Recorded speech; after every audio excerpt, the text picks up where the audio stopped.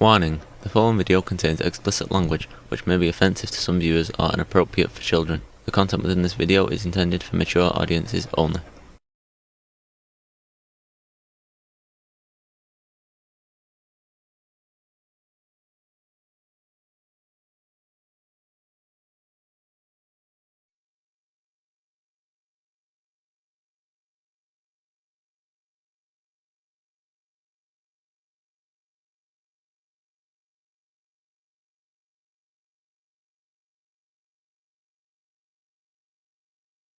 This video contains spoilers for Frank Herbert's Dune and the 2000 Sci-Fi Network Dune Mini-Series.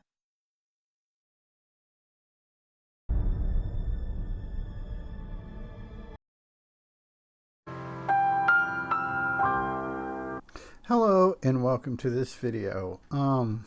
Today's video I am going to be sharing my random thoughts on the Sci-Fi Channel's 2000 Dune Mini-Series. I originally was going to do both the Dune Mini-Series and the Children of Dune Mini-Series, but I realized really quick, really fast, that because of the length of both of these miniseries put together is right around 9.5, almost 10 hours.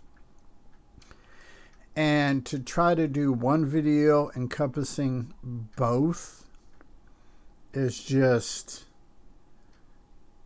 leaving a lot of stuff out, or it is making a video that's probably as long as the miniseries. So without further ado, let's get into this. The 2000 Sci-Fi Channel Dune Mini-Series, in my opinion, of all of the interpretations of Dune on film, is probably the most book friendly. However, the budget they were given to make this thing did not in any way come close to the vision that they wanted to do. They just didn't have the money for it.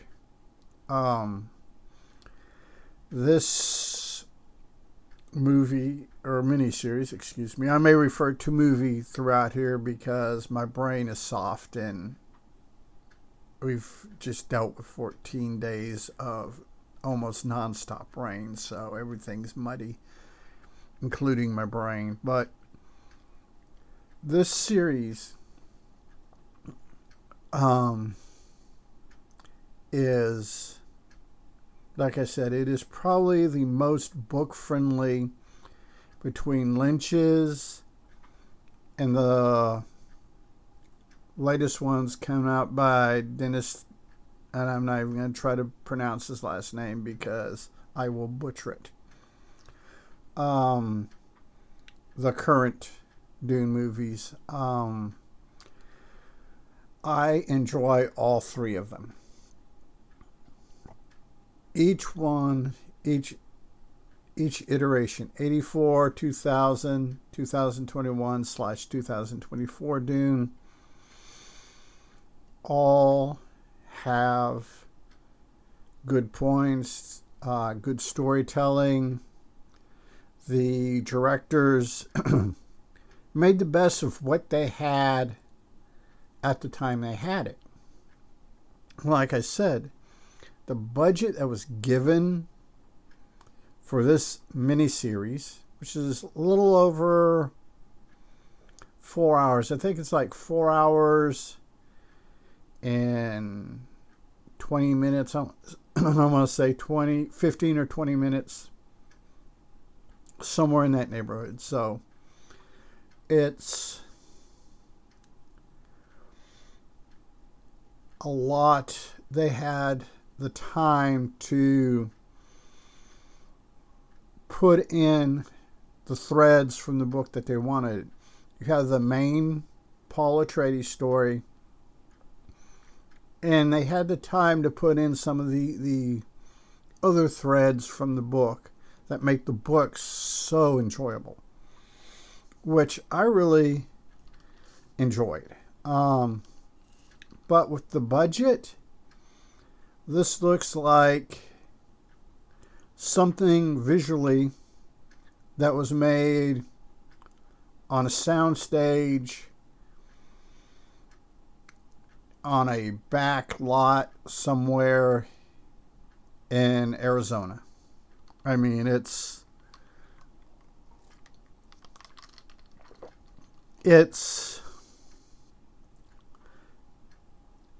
cheap looking. It's kind of looks like the Adam West Batman in a lot of ways.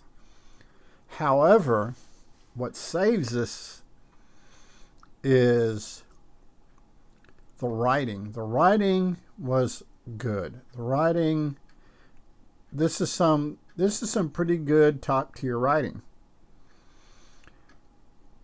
I'm just disappointed that the studio didn't give them the money. That if they would have given them the money to pull this off, even with special effects in 2000, I think this would be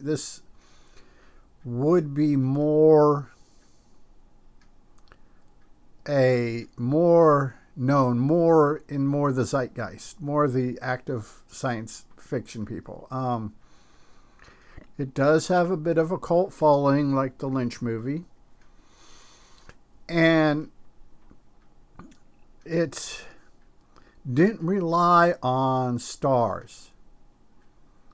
It didn't rely on Jason Momoa, Timothy Chalamet, Zendaya. It didn't rely on it. It didn't have that star power to pull. A lot of that probably because of the budget. They did have William Hurt portray Duke Leto Atreides. And I like William Hurt. Don't get me wrong. But William Hurt's science fiction acting is not up to William Hurt acting level. Okay, like I said, I like William Hurt. A lot of the stuff he's done or did, he's passed on now, was just really good. However, he was not cut out to be a sci-fi actor. With that being said, he does pretty good. It's not just horrible. It's not this horrible, bad miscasting. It's just we needed a name, and this is the name we pulled out of the hat that we could afford. He doesn't do a terrible job, doesn't do a bad job. It's just, in my opinion, William Hurt was not the world's best science fiction actor. The other name of note is Ian McNeice. Ian McNeice has a fairly small following in America, but in England, the British Isles, and a lot of Europe, he's a big thing.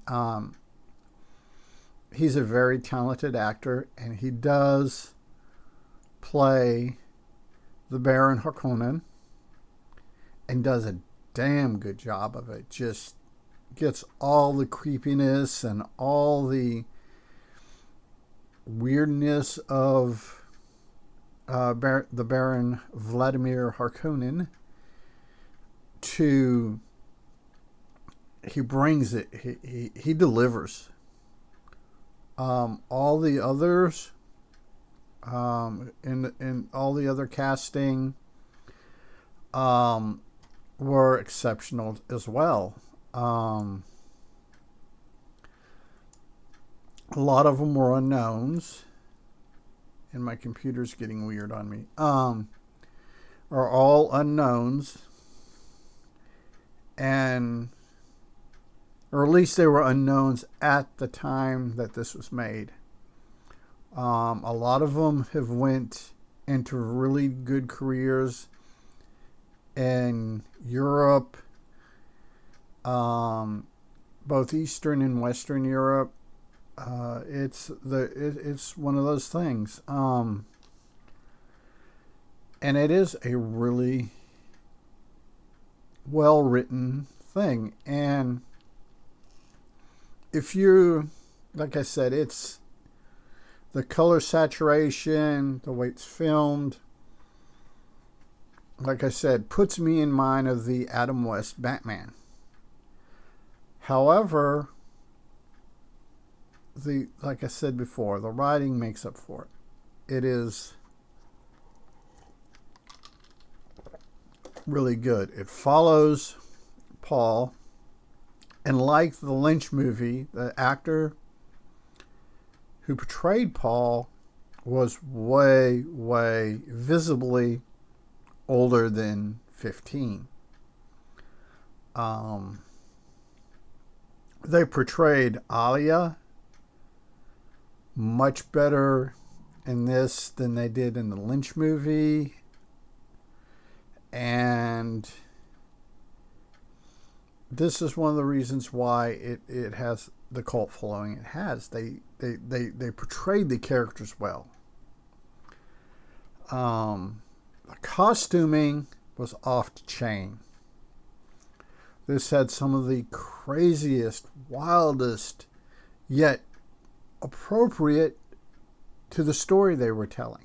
Costuming. Oh, the costuming. I love the costuming in this.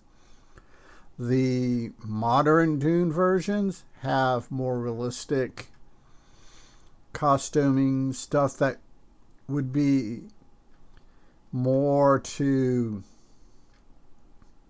the real environment they're living in.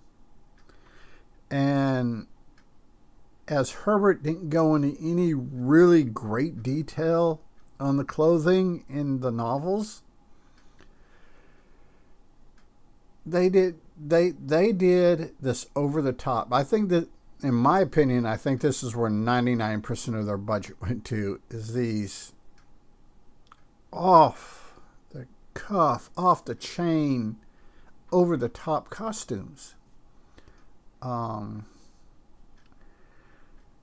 it's, if you get the DVD or Blu-ray, I don't have the Blu-ray, but I understand that the Blu-ray has all the extra features that the DVD version has. There's a 10-15 minute long segment on the costuming, where they did it, where they sourced the ideas, where they sourced the materials, and it's worth watching. Somebody may have posted it on YouTube. I didn't look for it. And it's worth watching. And if you're a fan of Dune, you've probably seen this at some point or seen bits and pieces of it. If you're just a sci-fi fan, it's a coin flip whether or not it's something that, you're interested in. But hardcore, Dune fans that are even more hardcore than I am can basically give you a breakdown, probably second by second, of what's going on. And it's just one of those things. I keep setting my drink over here and have to, I don't know. But Dune, this version of Dune incorporates Gurney Halleck trying to kill Jessica, and it also, you also get the sense in this that in the book, when Gurney Halleck tries to kill Jessica, it's a very, very intense situation, and Paul didn't foresee it. It wasn't in his prescience. It was something his prescience missed. And that's what forces Paul to take the water of life. Though in the miniseries they deviate from the how it was done in the novel, the portrayal of it was still really good. And in both this iteration of Dune on film and the novel, this is what convinces Paul to take the water of life and convert it and become the Kwisatz Haderach. Though all the iterations of Dune, I think, in my opinion, fail. Or not really fail, they just kind of either just barely hit it, or they just leave it out altogether of Paul's challenge of Stilgard, or perceived challenge, the him going against the Fremen tradition of the leaders are chosen by challenge. You challenge the leader, you kill him, you become the new leader. In my opinion, the book, no one has topped the book on that point.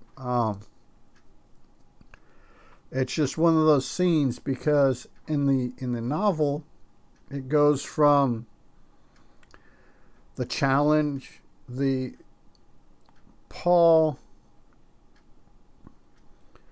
convincing the Fremen that we really don't need to be killing each other, and taking out our skilled and our wisest and our most experienced people for the sake of tradition. And basically Paul says, in a lot more fancy words, that all tradition is peer pressure from dead people. So it goes from there into Gurney Halleck trying to kill Jessica, straight into him taking the water of life. It's in all the interpretations of Dune. Well, in the modern Dune, in the 2024 Dune Part 2, the whole Gurney trying to kill Jessica was left out. And I can see why. But on the other hand, I think it should have been left in. But that's me. I don't know what was filmed, what was left on the cutting room floor. But in the final version of the 2024 Dune Part 2, that sequence of Gurney trying to kill Jessica was omitted.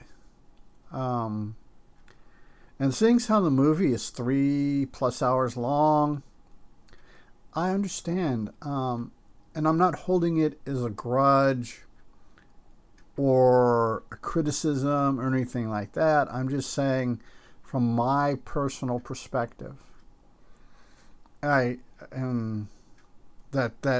I think that is a key and very important thing leading for Paul to take the water of life and face the spice agony, as it's called in the Dune books.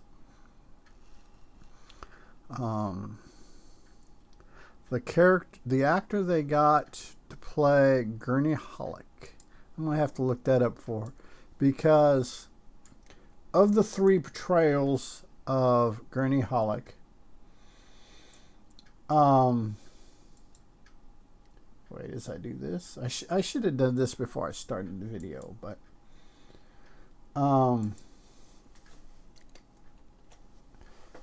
Gurney Halleck, the actor that they had to do Gurney Halleck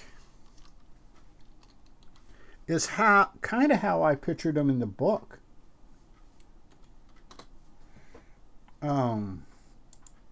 Get this pulled up real quick.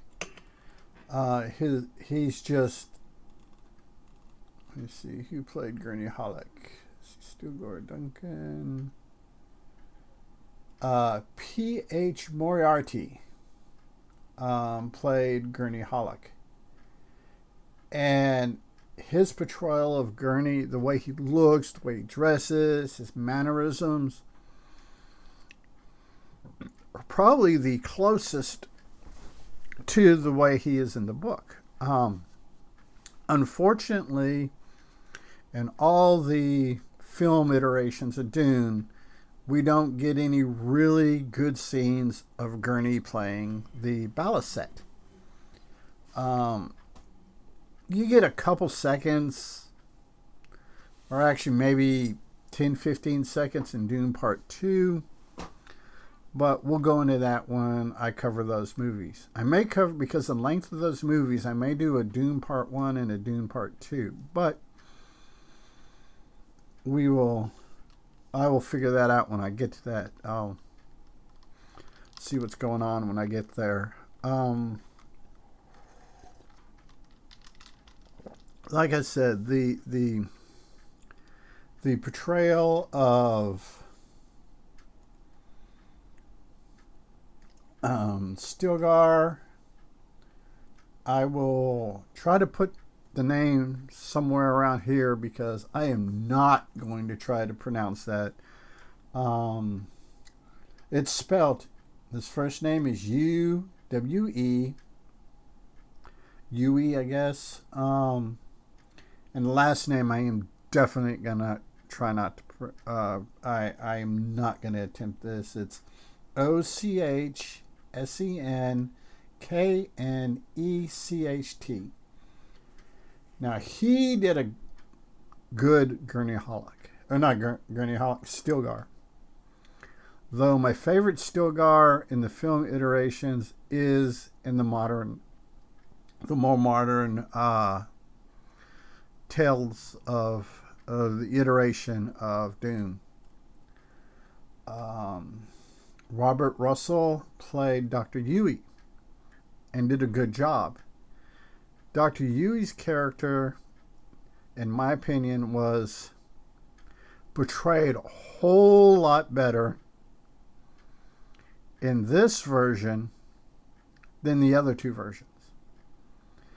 I think we got the character development and stuff that we needed. The Lynch version did a pretty good job. This version does a better job. And I don't know what happened in the 2021 Dune. Don't know what happened there. It is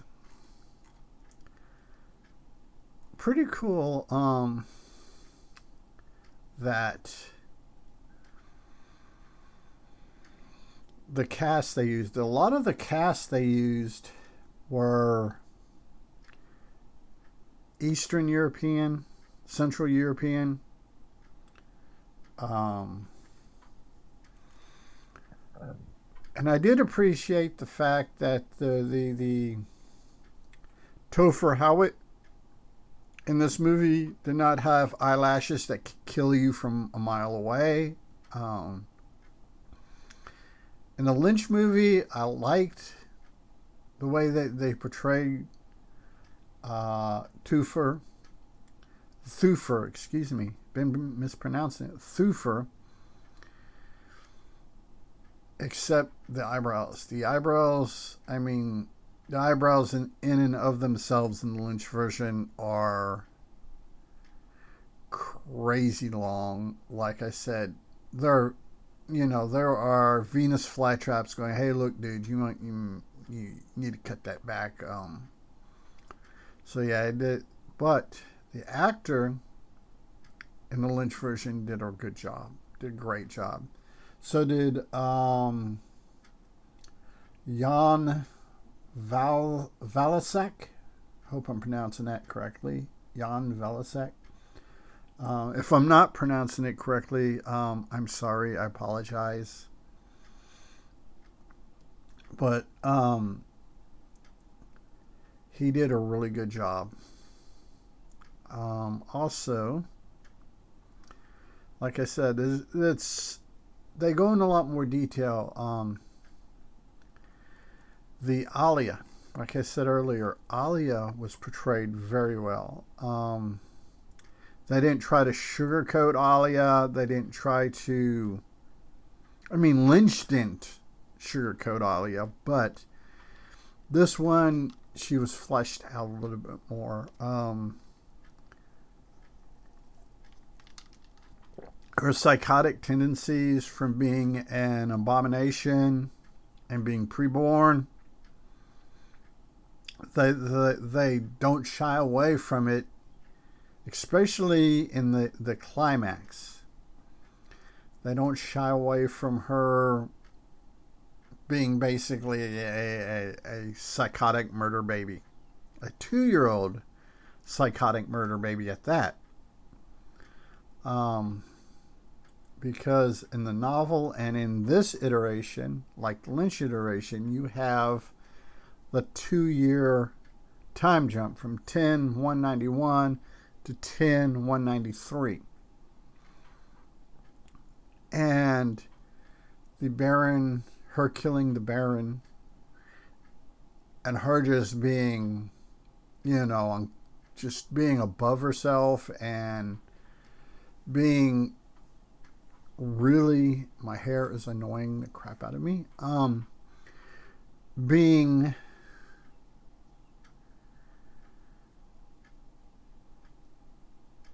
giddy, almost euphoric when she's brought before the Emperor, Reverend Mother, and the Baron and his 2 nephews. Like I said, they did not shy away from Alia the psychopath at all. And they didn't shy away from it when they did Children of Dune in 2003 miniseries. A note on that real quick. In the 2003 miniseries Children of Dune, they incorporate...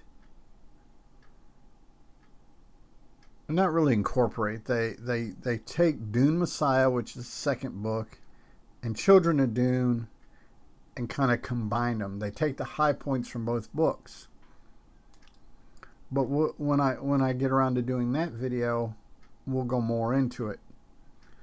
Like I said, it is well worth watching, especially if you're a Dune fan. If you're a Dune fan and you didn't know this existed, go and check it out.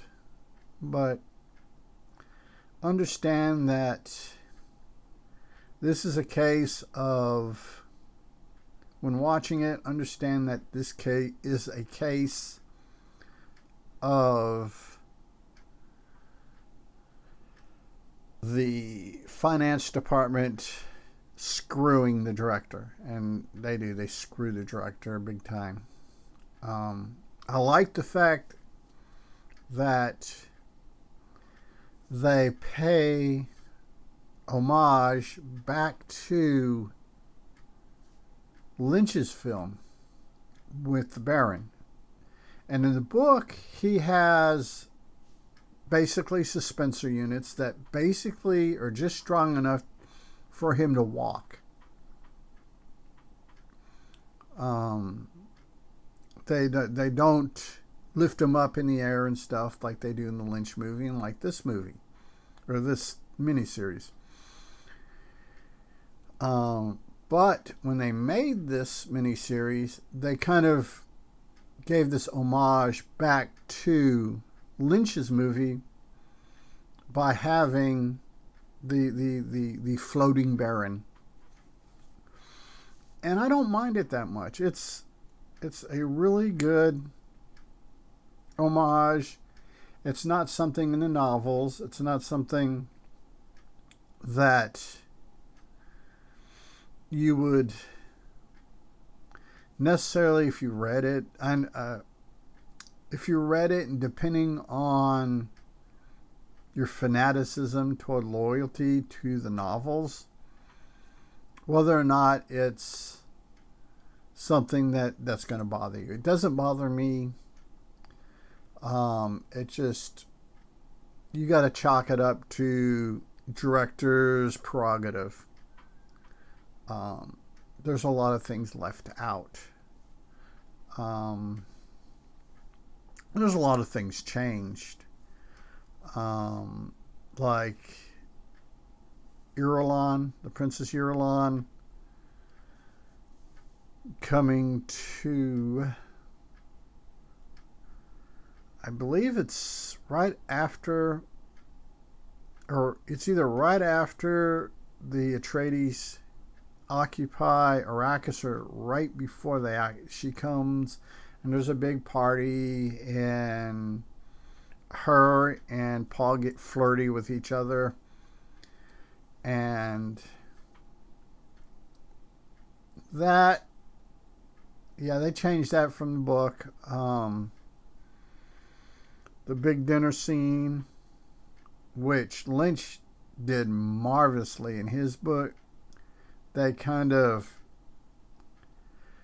half-assed it in this version and totally left it out in the modern version. For an interpretation into film, it is not needed. It is one of my favorite scenes in the book, but as far as pushing the story forward, all it does in the book is set up the fall of House Atreides. That's all it does in the book. It really doesn't set it up. It gives you the finer points of the plan, because in the novel, in Lynch's version, and in the modern version,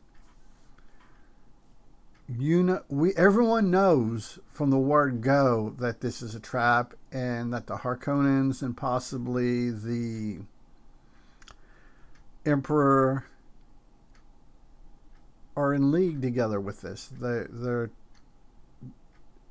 so all that dinner scene does in the novel is give you the more intricate workings of the Emperor and the Baron's plans to overthrow the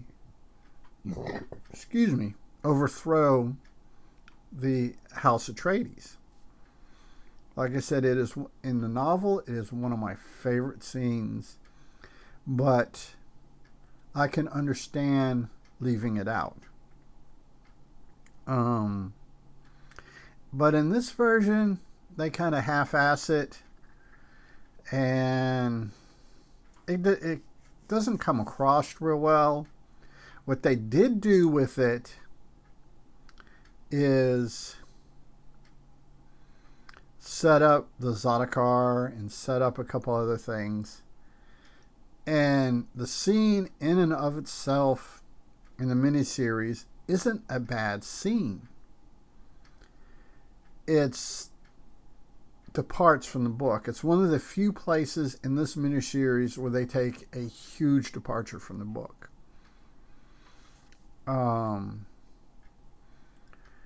And it's just interesting.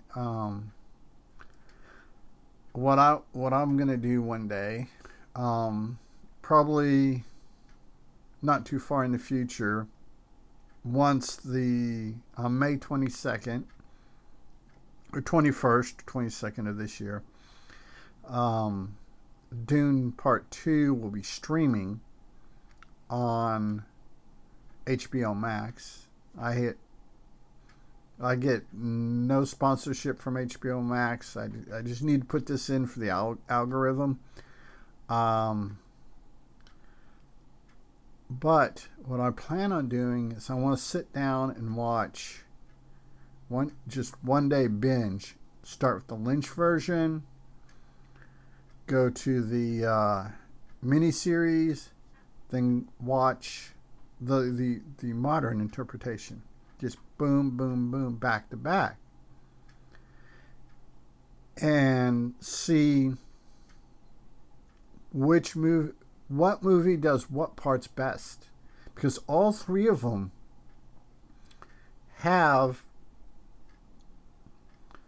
parts that they do better than the other two. This one, for instance, personal opinion here, I believe that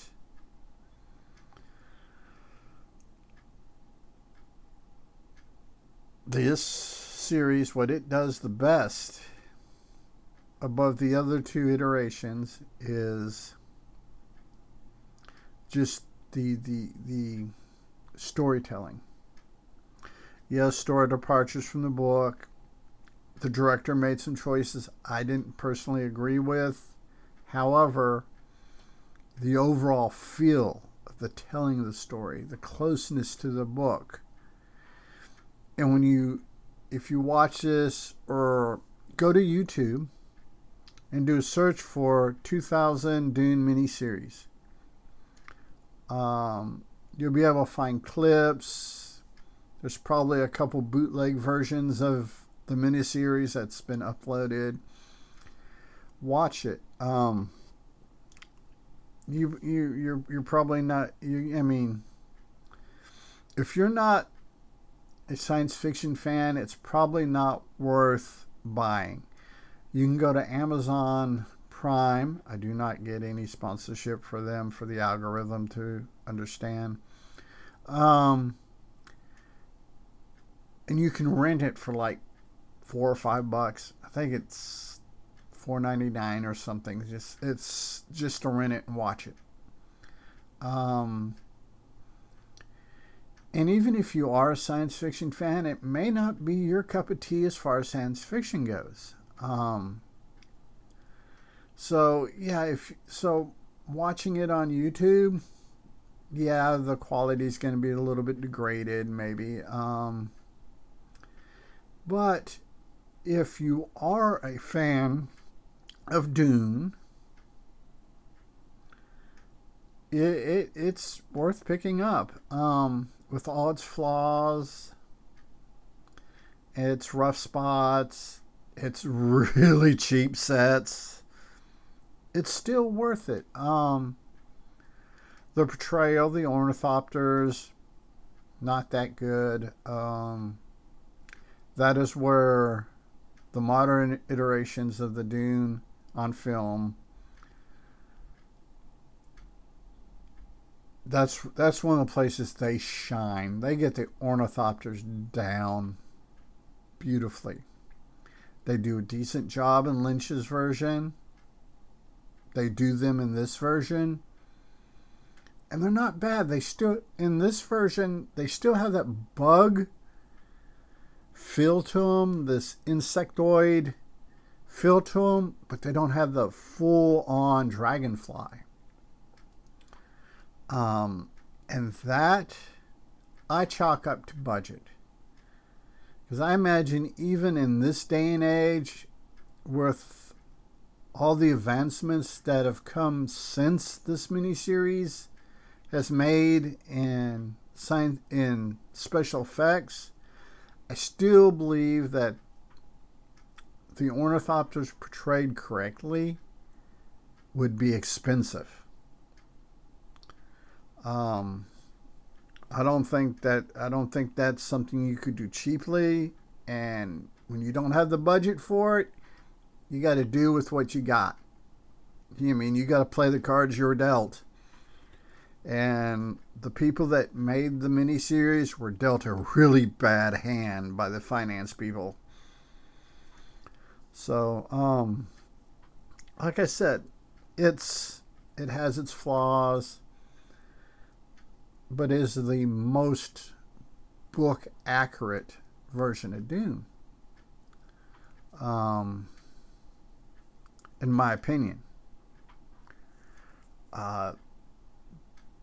Like the Lynch version, the still suits in the Lynch version, I think it's because that's the still suit I first saw as a 14-year-old kid. That was just how my brain pictures the way they should look. It's a choice. The still suits in this version are a little bit more realistic. The still suits in the modern iteration are probably more in tune with what little description that Herbert gives us in the books. So yeah, and in the modern iteration, they do kind of the design and the fit. They kind of pay homage to the two predecessors. This is a really interesting, very nuanced as far as taking a very minuscule budget and making a 4 hour and 20 minute miniseries. Okay. Could they have done a better job if they had the budgeting for it? Oh yeah. I think if they would have had the budget for it, it would have been over the moon. With the advances since 2000 to now 2024,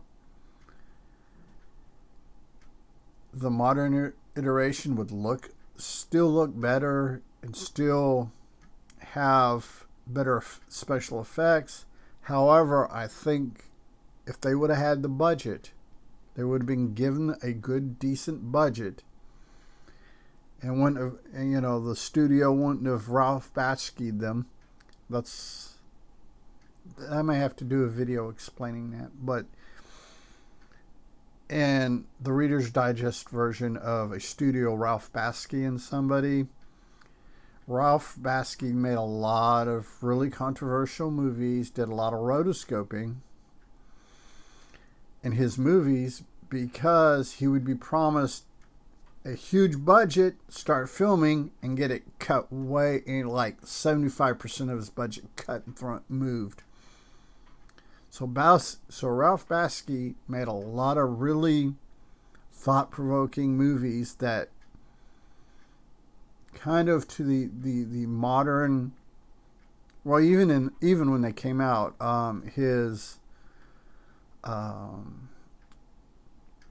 Wizards, Coonskin, American Pop, all those movies are very thought-provoking movies that he took a very small budget, made something with superb writing, and that's where it went.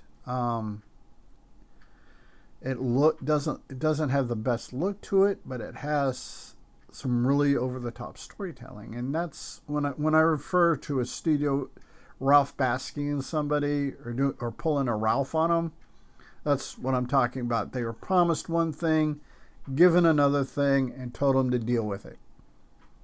So yeah, I think in 2000, if they would have given them more of a budget, given them probably double or even triple of what they used, they would have probably made the Dune that would have been the penultimate Dune, to be honest with you. With as close as they followed the book, getting into the relationship between Cheney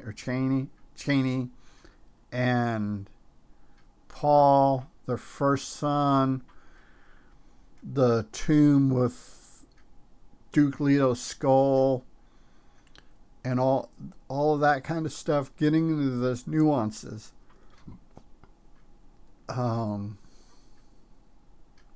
Just, you know, those little sub threads that push the story forward, but don't push. You know, they nudge the story. They don't really push the story forward. They kind of nudge it a little bit. They're more character growth.